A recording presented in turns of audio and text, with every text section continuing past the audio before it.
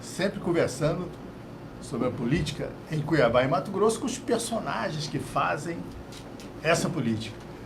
Hoje nós temos uma rodada aqui que vai ser um balanço desse 2019, né, em termos de política, de administração pública, em termos de partido político. Conosco hoje nós temos 4 importantes lideranças políticas aqui de Mato Grosso. Lá na ponta, Sebastião Carlos, que é da Rede Sustentabilidade. Prazer em estar aqui, meu caro Enoque. O maestro Fabrício Carvalho, que é do PDT. Prazer, meu irmão. Neurilan Fraga, é do PL. Prazer, Enoque. Prazer a todos. E o nosso professor Valdir Caldas, que é do Partido Novo. Obrigado. Vamos conversar. E a primeira questão é essa. 2019 foi um ano bom para o seu partido e para Mato Grosso, meu caro Sebastião?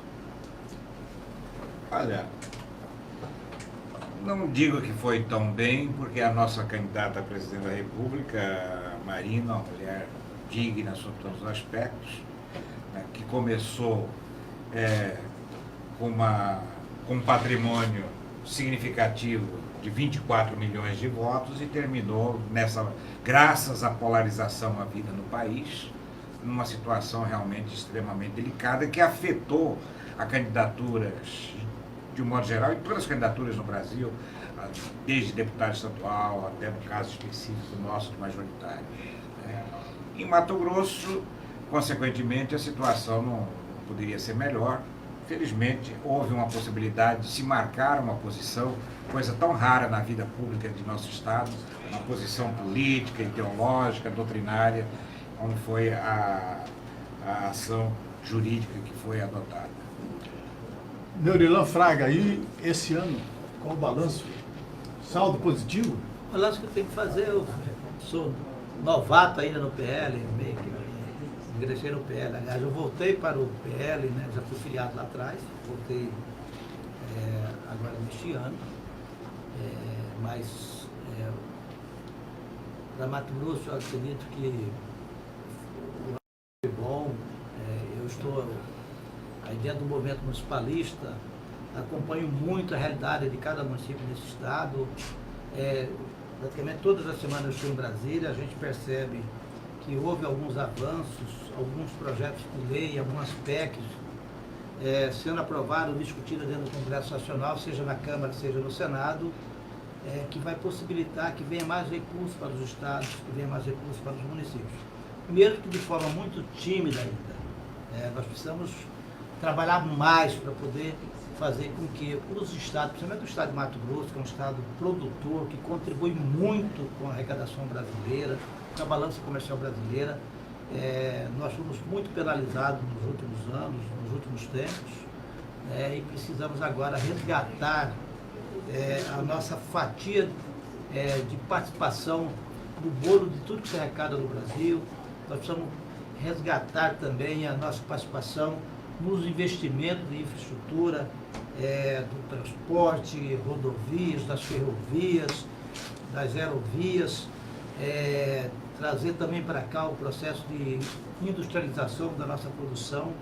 E eu tenho percebido que alguma coisa tem avançado nesse rumo, mas muito timidamente. Precisamos ter ainda muita unidade, muita força, muita garra, principalmente das lideranças, né, que militam no meio político. Essas lideranças não é só quem está no mandato, mas todos nós somos líderes, cada um no seu segmento, no seu grupo, né, para fazer com que nós avançamos muito. É um ano relativamente positivo, né, e esperamos que os novos processos eleitorais vão reformando, vão renovando também o oxigênio na política mato-grossense, na política brasileira, e possamos ter esse encaminhamento sempre buscando a melhor qualidade de vida para os nossos cidadãos. Maestro Fabrício, o PDT faz que balanço? Enoque, eu acho que é um balanço, saldo muito positivo, né? Primeiro, cumprimentar os meus companheiros, amigos e mestres. Eu me sinto aqui muito honrado de estar entre homens que eu admiro, respeito e gosto. Enoque, eu acho que o PDT em nível nacional, pós-eleição, né? O Ciro Gomes continua atuante, continua andando o Brasil, conversando com as pessoas, fazendo as críticas necessárias, os apontamentos dentro da visão pragmática do trabalhismo, né? De maneira bastante assintosa, né? Circulando o país, conversando com as pessoas. O próprio presidente Carlos Lupe esteve aqui em Mato Grosso 2 vezes este ano, trabalhando conosco, né? Então... O Ciro veio por aqui, de repente? O Ciro virá o ano que vem, sem dúvida nenhuma. Teremos um candidato a prefeito na capital e é uma decisão que ele circule, ele esteja conosco. Então, no nível estadual, eu entendo que a gente teve um realinhamento e um reagrupamento com as bases, né? Nós tivemos a eleição do deputado Allan Kardec como novo presidente do partido em Mato Grosso, uma jovem liderança, né? Um deputado que tem lado, está fazendo um trabalho muito bacana na Secretaria de Estado de Cultura, né? Nós temos o vice-governador Otaviano Pivetta fazendo um trabalho no governo do Estado também, né? Muito ligado à educação e infraestrutura, né? Chancelando as ações do PDT Mato Grossense, né? Fazendo parte do diretório estadual, compondo conosco nessa nova reorganização, né? E no diretório municipal eu só tenho coisas boas para dizer. A gente alinhou aqui em Cuiabá com novos militantes, com militantes mais históricos do PDT, né? Um novo movimento. Estamos fazendo encontros muito importantes setoriais, que a gente chama dos núcleos de base, voltando a conversar com as pessoas, realinhando, religando com as pessoas, né? Com a juventude, agora sábado com o Movimento Negro, as mulheres no dia 20, enfim, uma série de ações preparando o PDT de Cuiabá para um encontro com a sociedade no ano que vem. Enfim, acho que foi um ano muito positivo, para mim, pessoalmente, com muito aprendizado, muito aprendizado. A minha primeira militância, né, à frente de um partido, e para poder fazer as coisas da maneira como a gente sempre fez, ligado à música, à cultura, à educação, fazendo as práticas políticas. E tem dado certo até então, estou bastante satisfeito com o resultado. Valdir Caldas. Bom, nós do Partido Novo estamos felicíssimos, né? A nível nacional, partido que foi homologado em outubro de 2015, participou da sua primeira eleição em 2016, as eleições municipais de 2016. Nós somos candidatos em razão de não termos uma musculatura maior, tão somente a vereadores das 5 principais capitais, né? São Paulo, Belo Horizonte, Rio de Janeiro, Porto Alegre e Curitiba. Só não elegemos Curitiba em razão do coeficiente eleitoral, à época exigido. E em 2016, nós tivemos, a nível nacional, 300 mil votos no país. 2 anos depois, 2018, nós pulamos para 22 milhões e 700 mil votos. 300 para 20? 300 mil em 2016 para 22 milhões e 700 mil votos em 2018. Tá igual o time do Gabigol lá. Pois é. E o que nos alegra é que nós temos uma instituição, o Partido Novo se propôs a ser, como imagino que todos os partidos também, uma instituição com valores, princípios diferenciais e que privilegia dentre, né, alguns pontos, né, éticos e tal, até muito rigorosos. Por exemplo, né, desde a sua fundação é o único partido lá, desde a sua fundação, que é redundantemente contra a utilização do dinheiro público para financiar campanhas políticas. É o posicionamento nosso desde sempre. Enfim, não carreirismo político também, não admitimos mais que uma reeleição no mesmo cargo. Separamos o mandato, né, da gestão partidária, ou seja, quem está no diretório no candidato e quem é candidato não interfere no diretório. Porque o diretório, no nosso ver, tem o poder, o dever de fiscalizar e dar condições para que o mandatário tenha realmente uma atuação correspondente àquilo que ele pregou que teria dito. Um partido que prega a redução de benefícios, privilégios na administração, enfim, extremamente defende o fim do foro privilegiado, é uma coisa absurda. O Brasil tem mais de 45 mil pessoas com foro privilegiado, né? Em relação a outros países é inacreditável a disparidade de pessoas com foro privilegiado no país. Apoiamos a Lava Jato, né? O partido é favorável, é a favor da prisão em segunda instância. A pauta é a pauta liberal, como o liberal defende, né, que se devolva ao cidadão o poder, reduzindo, né, a máquina estatal e a interferência do Estado na economia.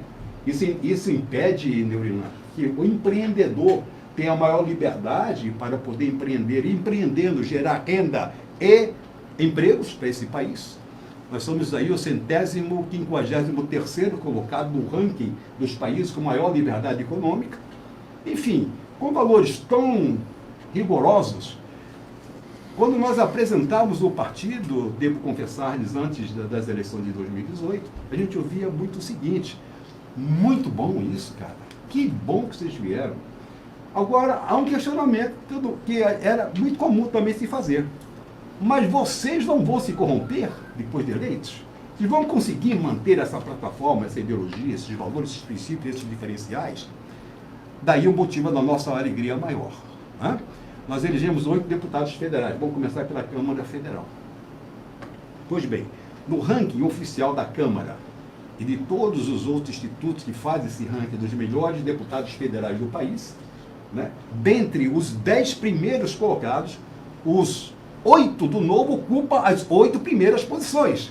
Então, os nossos deputados federais, todos eles ocupam do primeiro ao 8º lugar no ranking dos melhores deputados federais desta legislatura. Isso nos enche de orgulho. Definido por quem? Definido pela própria Câmara Federal, pelos institutos, pela classificação que a Câmara Federal tem específica, e faz um acompanhamento, inclusive, contínuo e mensal dessa atuação.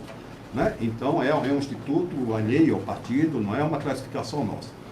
Alegria, mantiveram-se, todos eles se mantiveram fiéis aos valores, princípios diferenciais que nós pregávamos. Por exemplo, nenhum tem motorista particular, ninguém tem carro particular. Entram 4 deputados federais dentro de um carro popular para ir para o Congresso Nacional, coisas inacreditáveis. No máximo que tem são 6 assessores, são os que menos utilizam verbas de gabinete. Enfim, a economia significativa que estão fazendo para o erário é algo que é exemplar. Enfim, e aquilo que nós dizíamos antes da campanha, antes de 2018, que sermos redundantemente contra a utilização do dinheiro público para financiar campanha, que nós entendemos que quando você tira, hoje, agora serão 2 bilhões de reais, né? E nós devemos a bancada do Novo... Quase chegou a 4. Isso é inegável. O país deve ao Partido Novo o protagonismo desta defesa, desse posicionamento redundantemente contra o financiamento público de campanha. E agora, aquele valor inicial que seria de 3 bilhões e 700 milhões, em razão do destaque do Partido Novo, caiu para 2 bilhões. E nós ainda fizemos um outro destaque ontem, né? E não foi aceito, por uma questão lá regimental e tal. A intenção era que se baixasse para 660. Na verdade, o que a gente quer, e sempre dissemos isso, e vamos lutar enquanto estivermos no parlamento representados, pela extinção do fundo partidário e do fundo eleitoral. Avançamos porque tínhamos a ideia também de liquidar com horário eleitoral obrigatório, supostamente gratuito, que de gratuito não tinha nada, né? Nos últimos 10 anos levou-se naquela forma de compensação tributária, deixou-se de recolher aos cofres públicos o equivalente a quase 5 bilhões de reais, então a população pagava aquele horário supostamente, né, gratuito, mas que gratuito não tinha nada, e nós dizíamos, nós vamos extinguir. Se depender de nós vamos acabar com isso aí. Felizmente, essa é uma vitória também fantástica, isso está, né, tá consolidado. Enfim, a nível nacional, só alegria para a gente. Lá em Minas, elegemos Romeu Zema, grande governador. governador do estado, né? Conseguiu 62% de aprovação já agora. Beleza. Do seu governo, enfim. Bom, feita o balanço pelos 4, vamos balançar agora sobre eleições. Maestro, eu acredito que o senhor deve disputar uma eleição polarizada. O grupo do prefeito Emanuel tem que ser levado em consideração que ele tem uma grande liderança. E o grupo do governador Mauro Mendes. O senhor não é o ungido do governador, é um dos. Ele tem o secretário de saúde. Você está considerando que ele é candidato a prefeito? Candidato a prefeito de Cuiabá. Ele tem o candidato, ele tem o PSB, que tem o Gilberto Figueiredo, que é um dos nomes dele, e o Mauro Carvalho, que é o chefe do gabinete E o dele. Fábio Garcia. E o Fábio Garcia, são dois dentro do Democratas. Tem gente que diz que ele tem também a Gisela Simone. Se o senhor não tiver o apoio do governador, o senhor vai enfrentar dois grupos fortes ou o senhor recua? Então, Brigadeiro, em primeiro lugar, a gente está discutindo ainda as possibilidades para o ano que vem. Né? Hipoteticamente, aqui a gente, é importante falar as claras, hipoteticamente meu nome for aprovado pelo partido, né? Em Em tese, a gente conseguir colocar uma proposta para Cuiabá que possa sair um pouco desse dual de grupos econômicos, de grupo político, e a gente possa efetivamente discutir a cidade sobre outro patamar, uma outra perspectiva. Né? Se a gente tiver sucesso nesse sentido e conseguir colocar o nosso nome, eu não tenho vontade nenhuma de me atrelar e me consolidar com qualquer um que seja o grupo político. Não é nada pessoal, mas eu acho que é uma questão de postura, de independência e de acreditar que com o grupo que a gente tem, com as pessoas com quem a gente conversa, com os homens e mulheres com quem a gente caminha, é possível pensar um programa independente de apoio econômico. Né? Essa coisa de poder não me atrai muito, de aplausos, né? O aplauso que eu tenho é na orquestra, fazendo a minha música, isso para mim está muito tranquilo. A ideia de me submeter a um julgamento popular é em função do que? Principalmente do que a gente vai apresentar, e esse vai apresentar está calcado muito em cima de religar com as pessoas, de comunicar com as pessoas, de ouvir as pessoas, e através deste filtro trazer a realidade da ansiedade das pessoas para um programa mais popular. Mas assim, com toda tranquilidade te respondo, não tenho nenhuma preocupação em relação a ser ou não ser ungido, ser ou não ser escolhido. Não entrei nesse caminhar apaixonado por nenhum tipo de proposta, né? Tenho bastante tranquilidade em relação a isso. Tenho uma profunda admiração e amizade com o governador Mauro Mendes, com o prefeito Emanuel Pinheiro, de quem eu fiz o casamento, toquei no casamento com a dona Márcia, então somos amigos pessoais. Mas em termos políticos, em termos partidários, em termos de programa para a cidade, eu me considero uma terceira via. Presidente da MM, Neurilão Fraga, eu tive acesso a uma lista de 82 prefeitos indicando o seu nome como candidato ao Senado.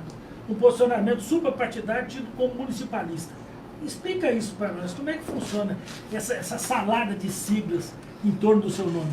Na verdade, eu fui prefeito de uma cidade muito pequena, de 6 mil habitantes, que é Nortelândia, e fui prefeito por 2 mandatos lá, com a gestão totalmente diferente das tradicionais. Eu quebrei lá paradigmas, tabu, fiz uma gestão extremamente profissional, com poucos recursos a gente conseguiu mudar o aspecto da cidade, a autoestima da população, mudamos comportamento, aquela relação ruim entre Câmara, vereadores, prefeito, a sociedade com o prefeito, aquela gestão muito misturada, eu consegui fazer bem diferente, um comportamento totalmente diferente, as atitudes totalmente diferentes. Por conta disso, me credenciou a ser candidato a presidente da MM, concorri inclusive na época com o Otaviano Pivetta, que era prefeito de Lucas do Rio Verde, e foi o coordenador da campanha do Pedro Táxi. O Pedro Táxi ganhou a eleição e eu ganhei a MM concorrendo com o coordenador de campanha dele, o vice-governador hoje, o governador Mauro Mendes. Na época concorreu o Adair, prefeito do Paraguai, cidade vizinha, e o Otaviano Pivetta. E de lá para cá eu venho trabalhando em defesa dos municípios, entendendo mais o que é o município, quais são as deficiências, conhecendo todo o estado. E comecei também a trabalhar muito em Brasília, através da Confederação Nacional dos Municípios. Tanto que este ano, de março para cá, eu devo ter falhado em umas 4 semanas que eu não fui a Brasília. E lá em Brasília, dentro da Câmara, dentro do Senado, acompanhando, apresentando emendas nos projetos de lei, nas PEC, que estavam sendo discutidas lá, inclusive tem a PEC do marco regulatório, que é um deputado do Novo, do seu partido, que era o relator. Nós conseguimos aprovar anteontem, o marco regulatório, com algumas emendas que nós apresentamos, porque estava tirando evidentemente nós temos que facilitar a privatização dos serviços, entregar também, né? O Estado tem que ter um controle. Imagina, você coloca todo o saneamento, entrega para a iniciativa privada e aí ela faz o que quer sem nenhum tipo de controle, né? O que está na proposta inicial dessa PEC, do marco regulatório, estava isso. E nós conseguimos fazer a emenda e aprovamos que passam os municípios de fiscalizar e controlar os serviços públicos que aquela empresa vai oferecer para a população, inclusive nos custos das tarifas, né? E isso fez com que a gente construísse uma liderança perante os municípios, né? Alguém pode questionar, mas são 80 e poucos municípios, ou 100 prefeitos que estão manifestando, prefeitos de municípios pequenos e médios. Exatamente, municípios pequenos e médios, porque são os que mais precisam, os que mais lutam para melhorar a relação entre os entes federados, né? Então, em função desse trabalho, professor, que nós temos conquistado essa liderança. Há um manifesto. Isso já aconteceu na eleição passada para deputado federal, até foi cogitado a minha candidatura para deputado federal, mas por uma questão de ordem pessoal, eu recuei desse projeto. Agora, né, novamente, com essa possibilidade da eleição complementar ou suplementar, né, vem esse movimento dos municípios, né, dos prefeitos, né, e nós estamos aí aguardando o que está acontecendo, o que vai acontecer.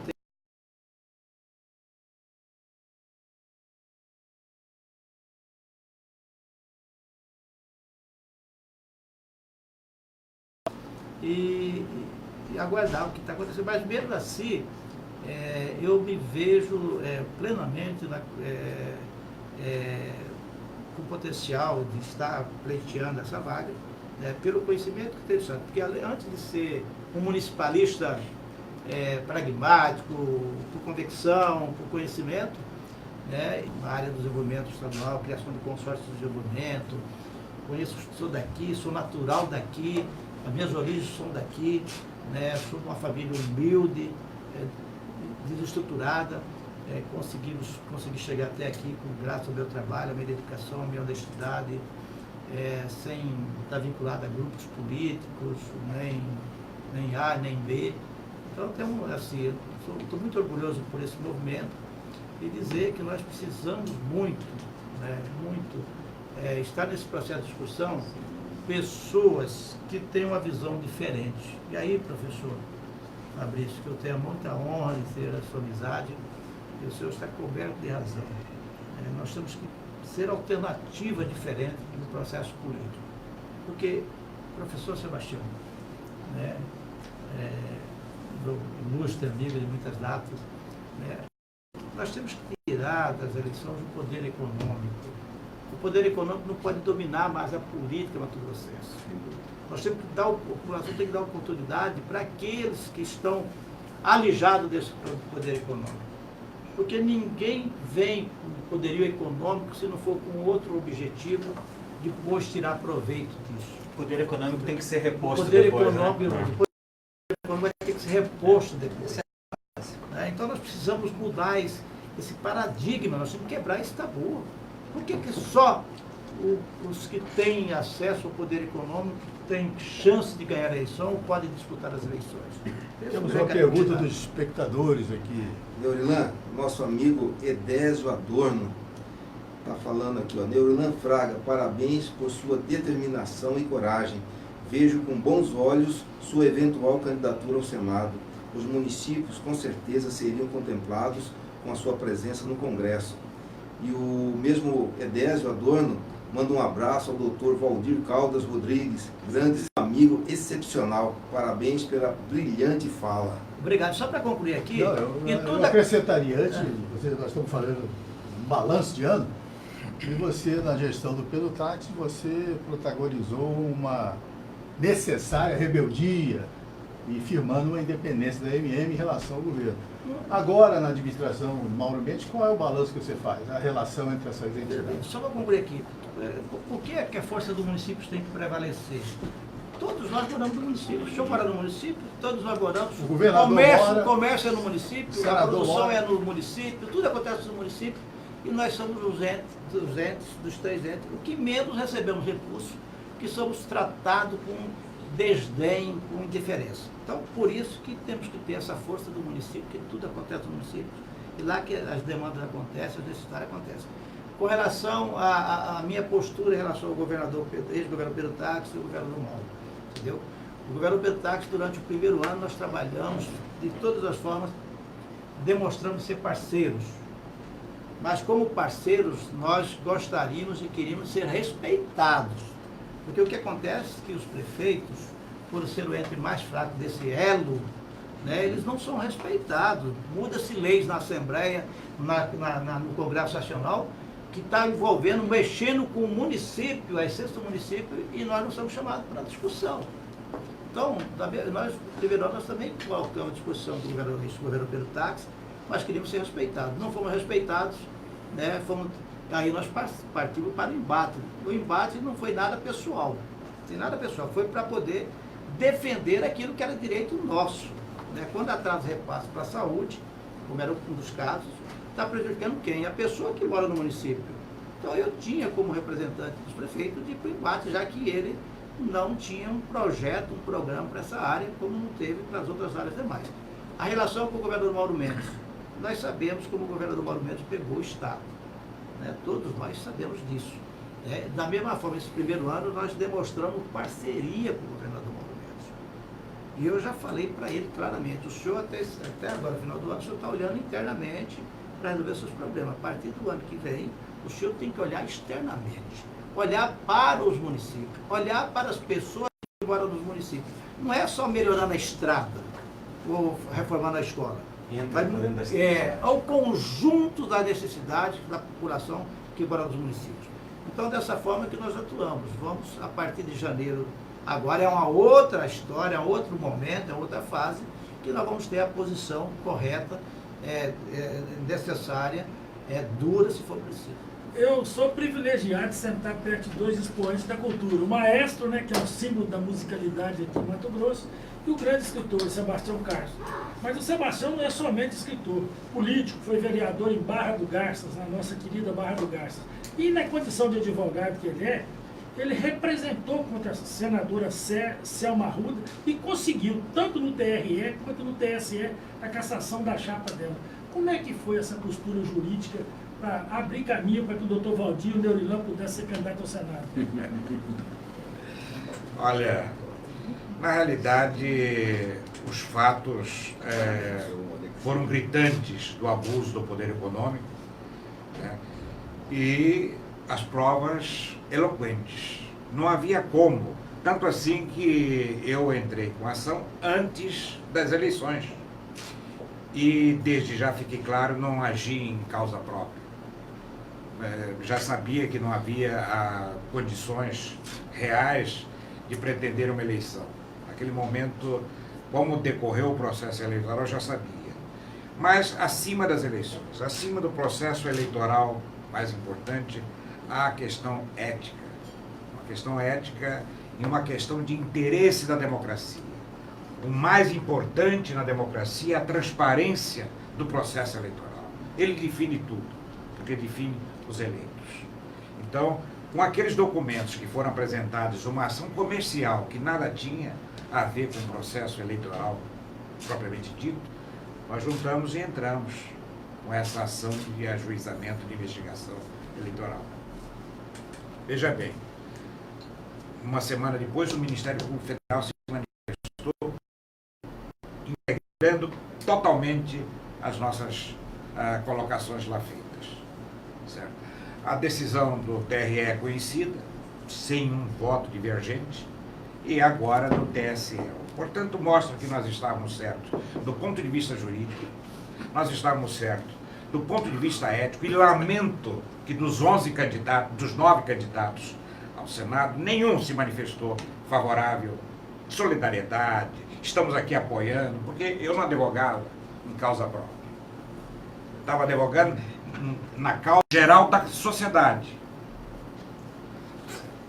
E se nós não tivermos transparência no processo eleitoral, nós não temos democracia. Democracia é um processo que se consolida a cada dia. É um passo a passo. E nós estamos aqui num processo muito equivocado. Só se fala em política em época de eleição. E isso nem sempre é a política.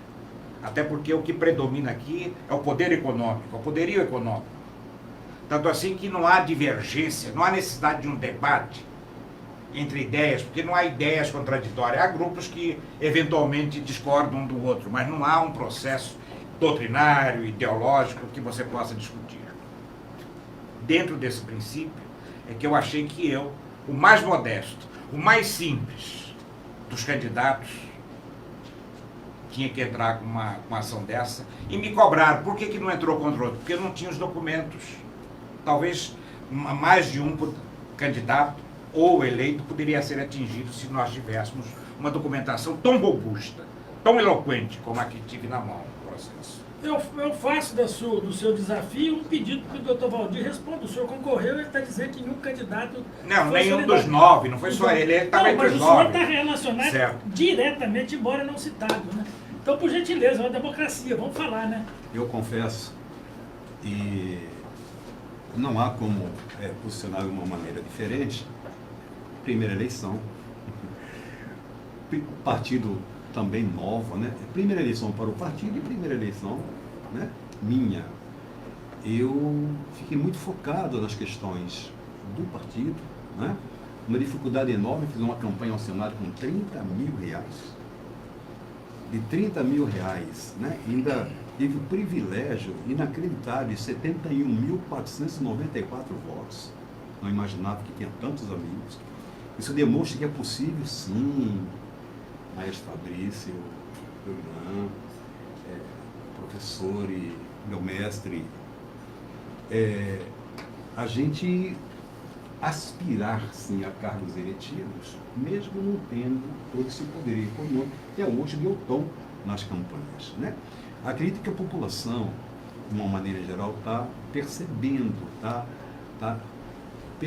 que deve ser mais criterioso. Os critérios devem ser outros, não apenas o toma lá da cá, enfim, como até hoje imperou, para definir os seus eleitos. Então, um foco muito grande na campanha, com as dificuldades infindas, né, de alguém com as características de enfrentar toda aquela situação com o poderio econômico que não tinha, com a dificuldade que a gente tinha, estruturação de campanha, suportes contábeis, jurídicos, enfim, é uma campanha gigantesca. O único majoritário do partido no Estado, o Novo não teve um candidato a governador, né, só que eu fui o único majoritário com um grupo de 13 deputados, candidatos a deputados federais, enfim, passou batido.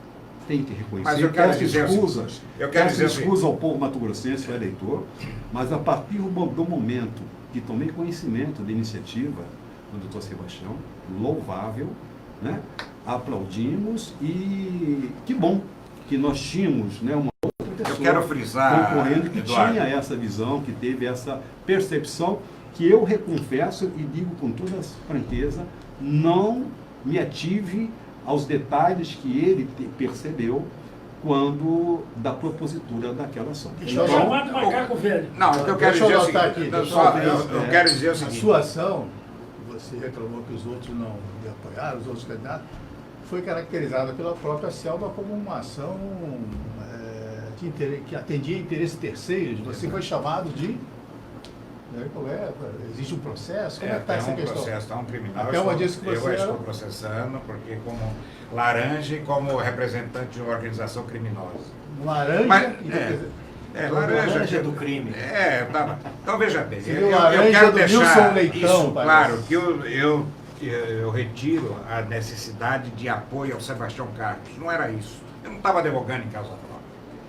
Eu precisava, num momento difícil, da solidariedade em torno de uma ideia, de um princípio democrático. Todos sobem na tribuna, nos discursos para falar em democracia, em solidariedade e tal, mas na hora H, no momento mais preciso, todos se afastam. De botar a cara a tapa. Na hora exatamente. Então, é isso que eu estou dizendo. Nós precisamos colocar a ética na política. E a ética se constrói nos fatos concretos. Como, por exemplo, eu não posso ser muito ético lá fora, exigir a ética dos outros, e em casa não ter a ética com a minha esposa, com meus filhos. Na política é assim também. A ética, falar em ética, não é só subir na tribuna ou em momentos eleitorais. Quer dizer, naquele momento, o que estava precisando era de uma solidariedade, não ao Sebastião Carlos candidato, ao Sebastião Carlos advogado, nada disso. Era um princípio que era mais do que jurídico, um princípio ético, em defesa da democracia, que é em defesa da transparência eleitoral. E eu me orgulho de dizer o seguinte, que eu, como poucos aqui, me permita a falta de modéstia, como poucos em Mato Grosso, levou a democracia até as suas últimas consequências. Certo? Então, o que é preciso é esse estar atento a uma coisa que transpassa os interesses partidários imediatos, que vai muito além, que é a necessidade de nós fortalecermos as instituições. Quer dizer, e foi nesse momento, e quando eu digo, não foi só os 9 outros candidatos, eu fui à OAB. A OAB se omitiu? A OAB se omitiu, fugiu, simplesmente. Mais do que omissão, porque a omissão às vezes é porque não conhece. Não. Quer dizer, que é uma instituição que também vive falando em democracia, em participação, etc. Então, eu fiquei só.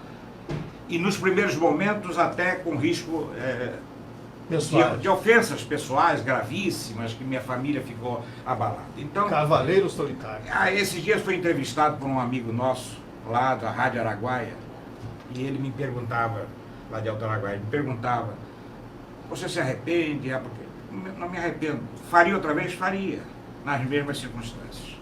Porque acima do interesse de estar no partido A,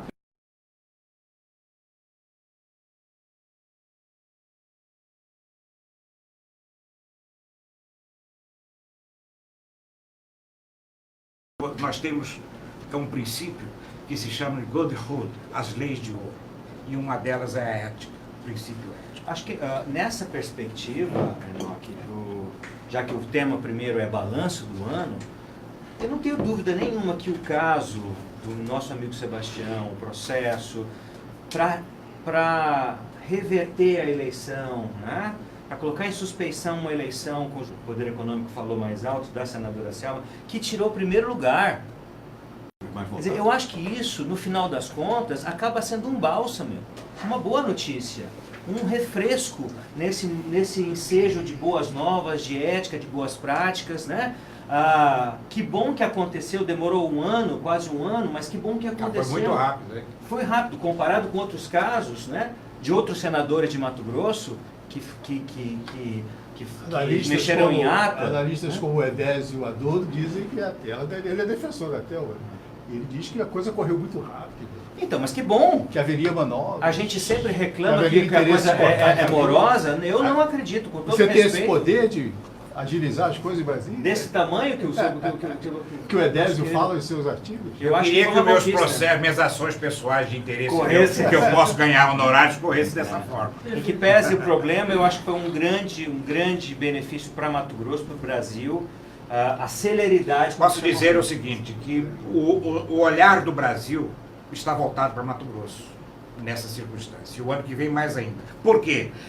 Não é só um senador, que é raro perder o mandato da forma que aconteceu, por um processo eleitoral, perde a posteriori, por outras razões, até interna corpus do Senado, essa não, por um processo eleitoral, o que valoriza muito mais a democracia. Claro. Mas há um outro elemento. Honra o componente lá do Tribunal Regional Eleitoral. É uma pessoa que pertence à base do atual presidente da República. Ela saiu do partido, mas continuava dando apoio e afirmava publicamente. Quer dizer, então tem um duplo significado. Sim. Certo? Eu acredito que o olhar do Brasil, pelo menos das forças vivas desse país, estará olhando para esse processo eleitoral em Mato Grosso. E tomara que interfiram com opinião, ideias e participação para que não se repita esse risco que o Neurelano acabou de pedagógico. levantar. O que aconteceu foi pedagógico. Super pedagógico. Vamos falar sobre poderio econômico.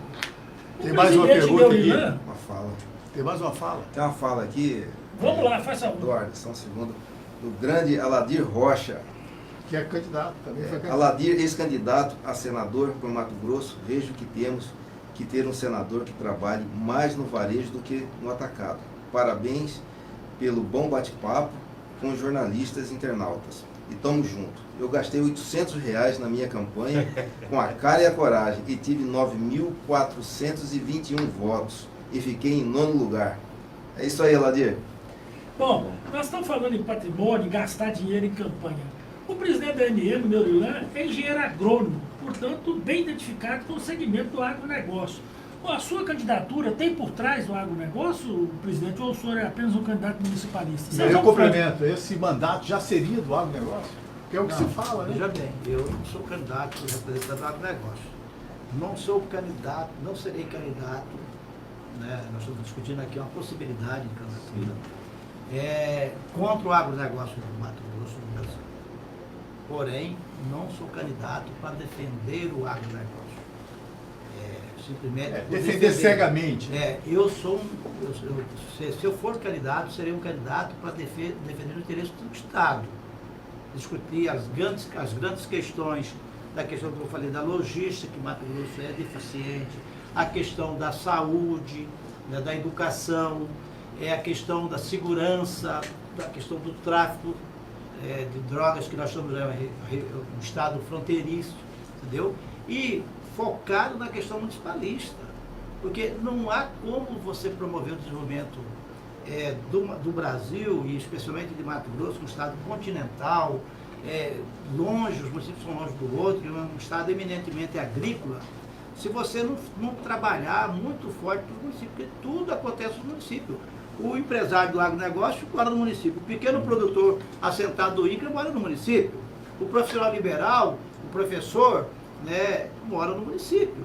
E todos nós moramos lá que demandam os serviços públicos, lá que precisa de estrada, de segurança, educação, transporte, lá que precisa ter as indústrias transformando a nossa produção para gerar emprego, como o senhor colocou no início, a iniciativa privada entrar, gerar emprego, gerar renda nesse país, no nosso estado de Mato Grosso, que nós somos um estado que produzimos matéria-prima, né, e sentimos, e muitos têm orgulho de estar exportando, equilibrando a balança comercial, exportando a nossa produção primária, que não gera um emprego aqui no processo de industrialização. Incompreensível, nós só para vocês industrializarmos. Exatamente, para vocês terem ideia, entendeu? No ano passado, o Mato Grosso exportou, o agronegócio Mato Grosso exportou quase 60 bilhões de reais. Quase 60 bilhões de reais em matéria-prima, ou semi-elaborada. Sem gerar emprego, sem gerar renda aqui. É culpa do agronegócio? Não, nem sempre é a culpa do agronegócio.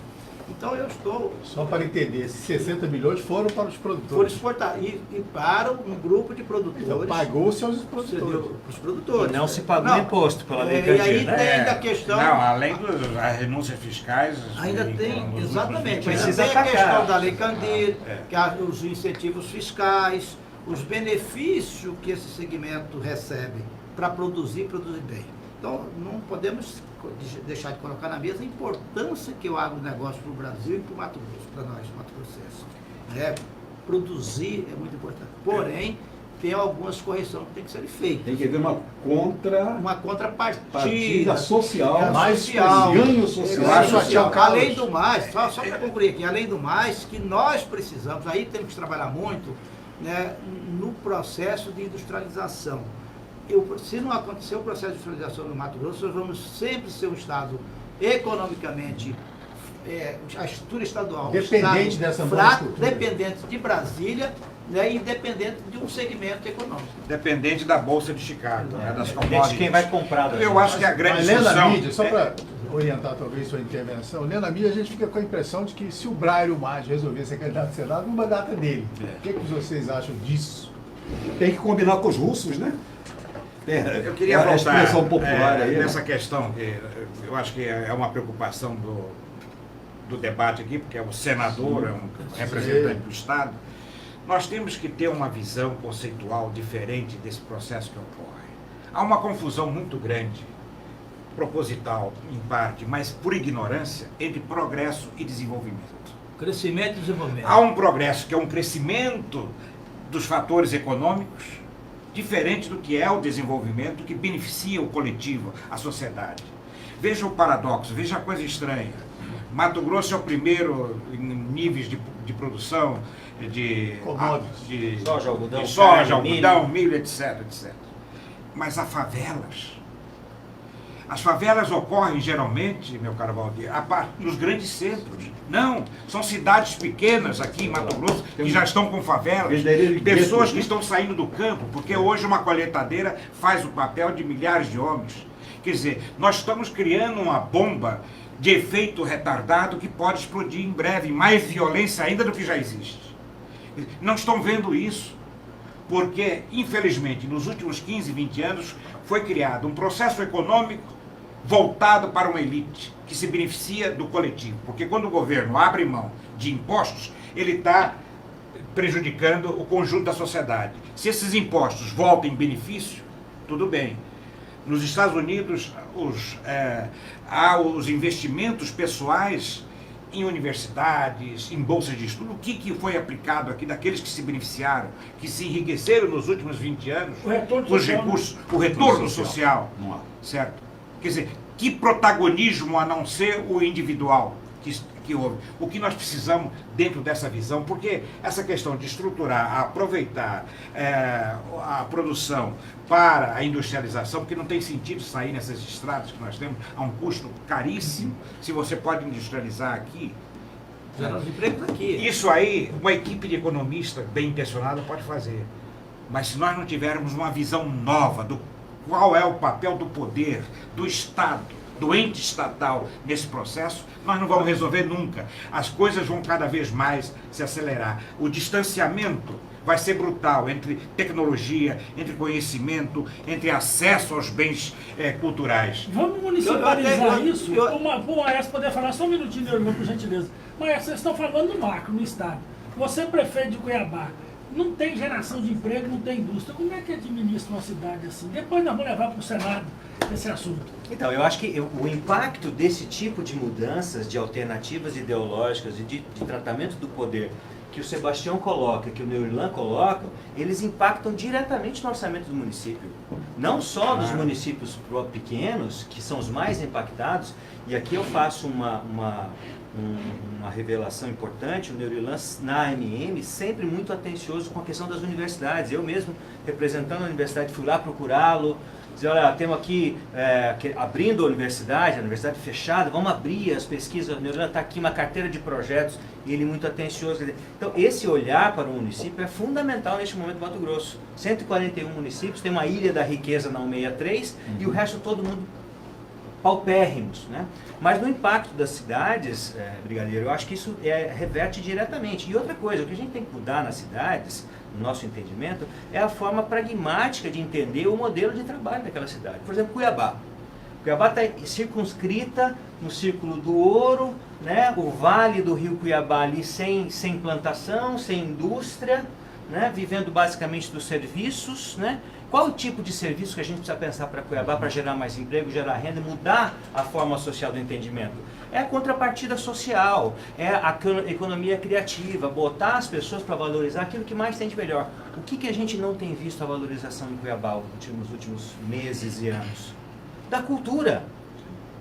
Nós não temos indústria em Cuiabá, nós não temos plantação em Cuiabá. E as coisas que a gente mais tem valorosa aqui, que é a cultura, que é o jeito de ser, que é o turismo, a gente não vê valorizado.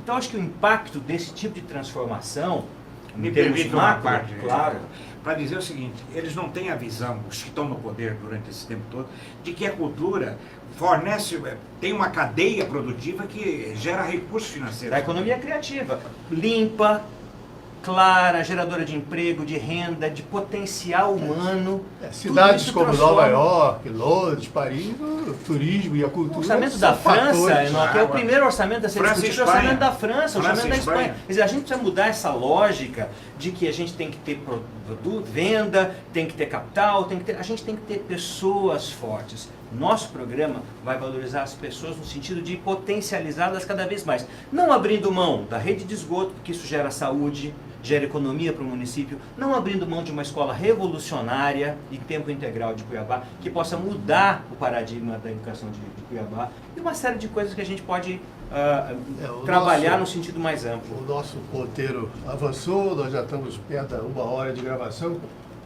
Vamos encerrar dando aos players aqui, né, aos nossos convidados, a oportunidade de dizerem como é que estão visualizando 2020, incluindo desde já essa eleição pelo Senado que está colocada aí. Caro Valdir Caldas. Eu acho que nós temos duas situações.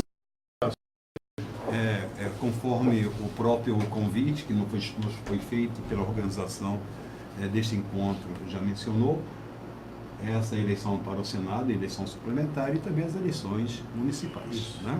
Vai ser o ano.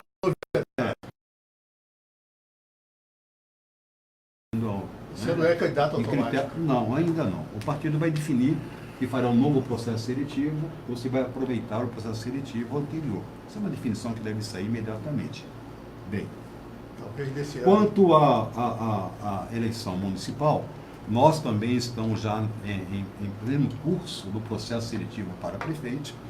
Nesta fase, o Novo deixa ao talante a liberalidade do ou não a sua participação no processo. Eu quero ser Ele candidato é prefeito. tratado de maneira sigilosa pelo partido, até para dar a esse inscrito na impossibilidade, na possibilidade dele vir a ser reprovado, rejeitado no processo seletivo, ele ter a chance de procurar uma outra legenda, se assim o desejar, sem macular a sua imagem, foi reprovado lá e agora veio para cá. Então o Novo não divulga.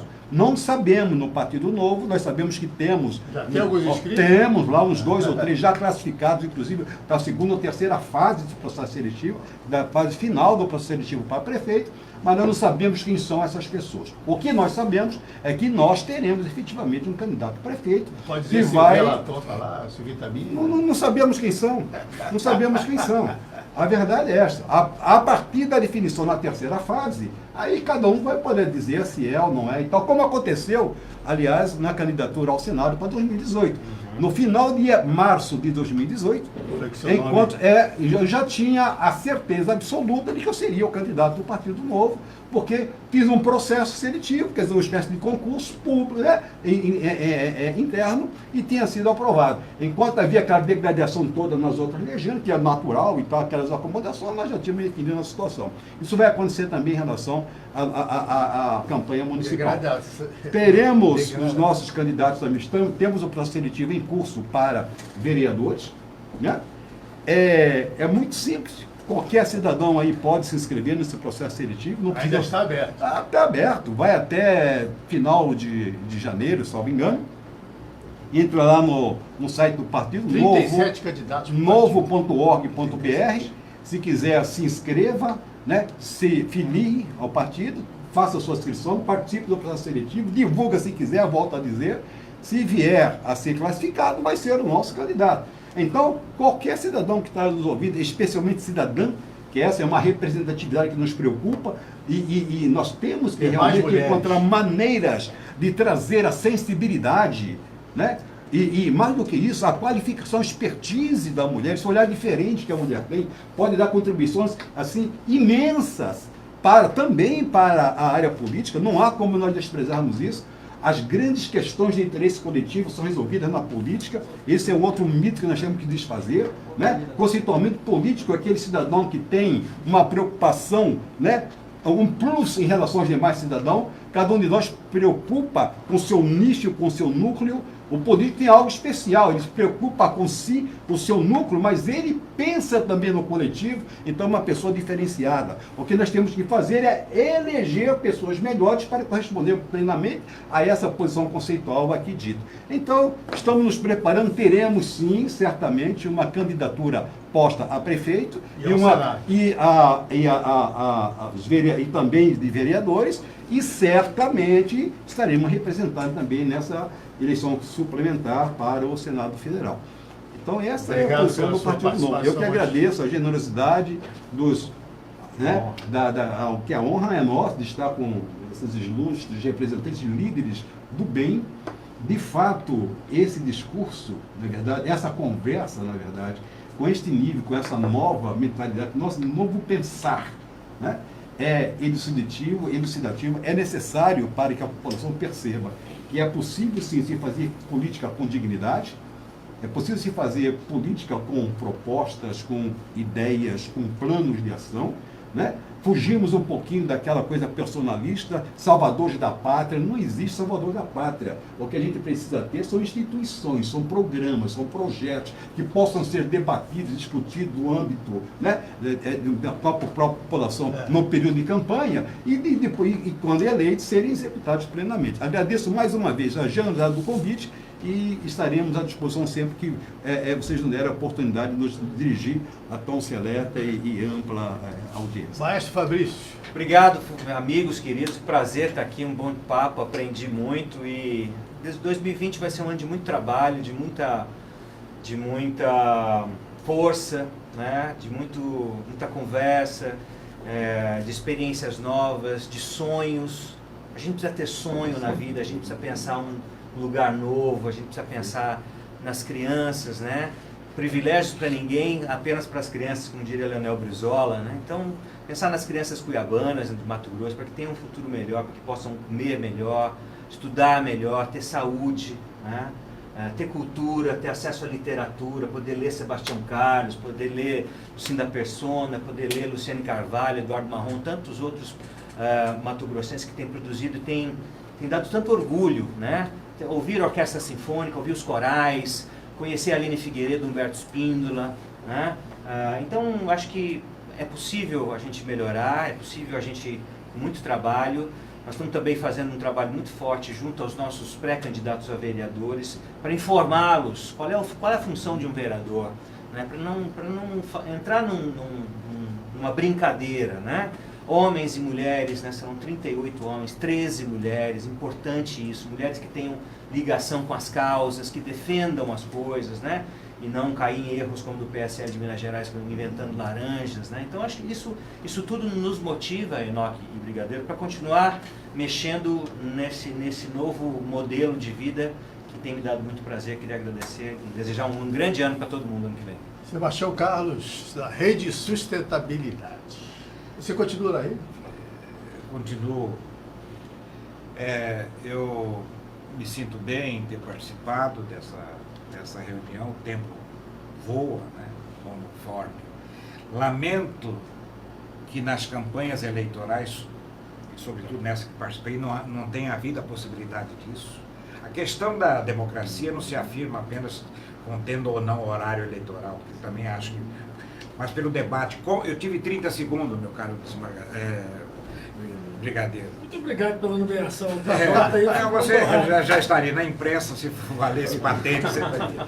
Mas 30 segundos, como é que eu posso participar de um debate, discutir, expor minhas ideias com 30 segundos? Quer dizer, então é uma questão, não basta só o idealismo, a vontade de participar, tem que ter condições. A democracia não se afirma dessa forma. A democracia não se afirma, nós estamos brincando de processo democrático, certo? Eu não tive oportunidade de participar de nenhum debate, como seria necessário. A imprensa tem culpa nisso também, foram poucos os sites. Felizmente, nós temos hoje a internet que permite furar esses veículos poderosos que estão aí, esse bloqueio que se faz. Quer dizer, então, lamento que o político, sobretudo o nosso político, não tenha se transformado naquilo que é a missão principal do político, de ser um pedagogo, de ser um educador, de ser um formador de consciências e não apenas criador de eleitores. Nós temos que ter uma consciência mais amplamente possível de que é necessário uma transformação e só se transforma através da política. Aliás, Klaus Schwab, um grande teórico, diria o seguinte: há duas maneiras de você mudar, ou pela guerra, que é destruição, ou pela política. Mas política impõe, sobretudo, a capacidade argumentativa de você me convencer que as suas ideias estão corretas e eu poder convencê-lo também. Aqui não existe isso. Você já encontra núcleos já formados, tal, e é muito difícil. Às vezes acontece um meteoro, como aconteceu nas últimas eleições, e o povo entra tudo, e às vezes aí entra com a capa de salvador da pátria e pode não dar certo. Então, nós temos que realmente reforçar o processo educacional, chamar a universidade, qual a participação da universidade no contexto mato-grossense, por exemplo, nessa questão, que pesquisa sociológica ou econômica temos sobre o agronegócio em Mato Grosso. vindo da universidade. Chamar a sociedade, as forças vivas do Estado, para realmente terem uma participação numa consciência que a política se faz no dia a dia e constantemente, e não só na época de eleição. Então, eu posso responder agora como poeta. Vale a pena? Tudo vale a pena se a alma não é pequena. Eu me sinto engrandecido de ser um grão de areia nesse processo.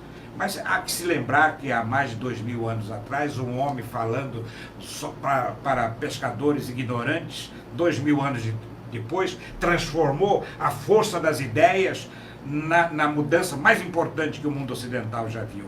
Você lembra dos filósofos, dos poetas da Grécia, raramente se lembra de um nome de um general, ou de um grande fazendeiro, ou de um grande comerciante. Eu espero que a força das ideias ainda vai vencer nesse Estado. Neurilan Fraga. Bom, eu quero dizer que é um privilégio para mim, né, sair lá da minha pequena Nortelândia, uma cidade de Garimpo, né, estar aqui participando dessa mesa com ilustres, né, mestres, maestros, advogados, uma discussão tão séria e tão importante para o Estado de Mato Grosso, né, sem sombra de dúvida, que é o eixo desse debate, que é a eleição para Senado no ano que vem. Né? Eu tenho a certeza absoluta que nós temos que rediscutir esse modelo de desenvolvimento do Mato Grosso, fazer, professor, que o desenvolvimento chegue nos 141 municípios, eu convido com todos. Sei que as desigualdades regionais, inclusive tem um artigo que eu escrevi, as desigualdades regionais, elas continuam aumentando por um erro, por esse foco equivocado no processo de desenvolvimento que se estabeleceu em Mato Grosso, onde poucos vão ficando mais ricos e muitos vão ficando mais pobres, né? Municípios que cada vez mais desenvolvem pelo foco equivocado e muitos se empobrecendo a cada dia que passa, e quem mora nos municípios, o município empobrece porque a população empobrece. O município não empobrece por si só, né? Então precisamos mudar esse foco. Nós temos que sim, né, promover um desenvolvimento equilibrado, diminuir as desigualdades regionais, dar um tratamento fiscal, tributário, igualitário para todos, né? E às vezes até mesmo proteger os menos favorecidos, os mais pobres, né, com serviços públicos de qualidade, no momento que ele precisa. Então precisamos passar a limpo Mato Grosso, né? Não deixar de investir na saúde, na educação, na segurança, na qualidade de vida das pessoas que aqui moram. O mais importante de que o grão de soja, o quilo de carne, o boi, o algodão, são as pessoas.